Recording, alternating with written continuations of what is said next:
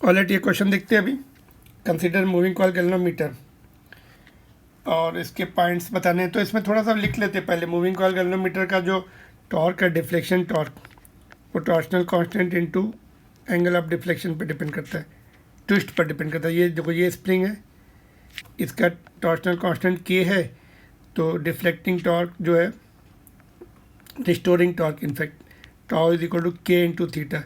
Theta है the angle of twist, कितना turn हो गया वो, है ना।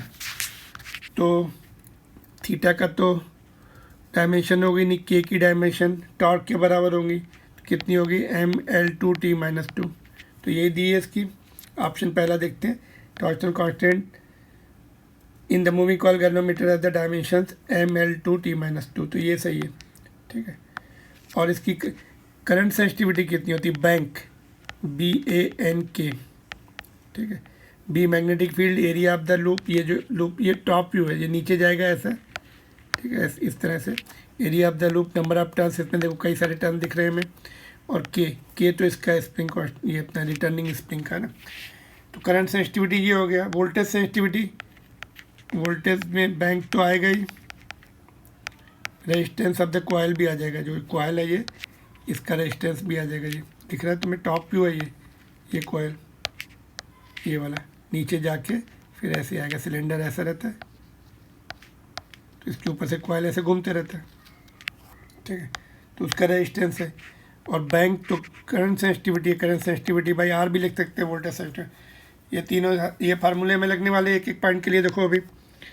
Increasing the current sensitivity may not necessary increase the voltage sensitivity. हाँ, करंट सेंसिटिविटी बढ़ाने से वोल्टेज सेंसिटिविटी बढ़ेगी ऐसा जरूरी नहीं। नीचे आर भी है ना, रेजिस्टेंस भी बढ़ सकता है। हमने अगर करंट सेंसिटिविटी बढ़ाने की कोशिश की, रेजिस्टेंस भी बढ़ जाता है, उसमें इंटर रिलेटेड होते हैं।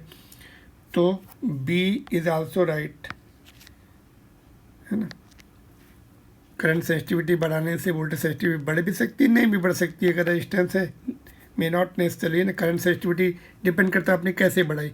स्ट्रॉन्ग मैग्नेटिक फील्ड से बढ़ाई तो ये बढ़ जाएगी, दोनों बढ़ेगी। अगर नंबर ऑफ टर्न से बढ़ाई तो इसका रेजिस्टेंस भी बढ़ जाता है, इसलिए नहीं बढ़ेगी। ओके, सी देखते हैं।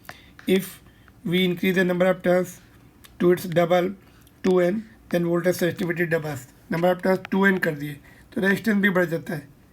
नंबर ऑफ टर्न्स बढ़ाने से लेंथ डबल हो गई, तो लेंथ से रेजिस्टेंस भी डबल हो जाएगा, तो वोल्टेज सेंसिटिविटी नहीं बढ़ेगी, फिर उससे नहीं बढ़ती है ना। तो ये रॉन्ग हो गया, और उन्होंने बोला बढ़ती।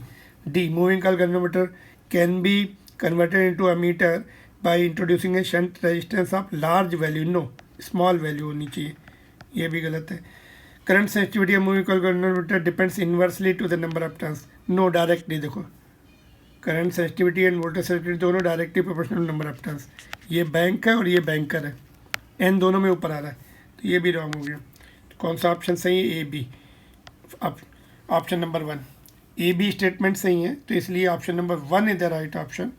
ऑलराइट।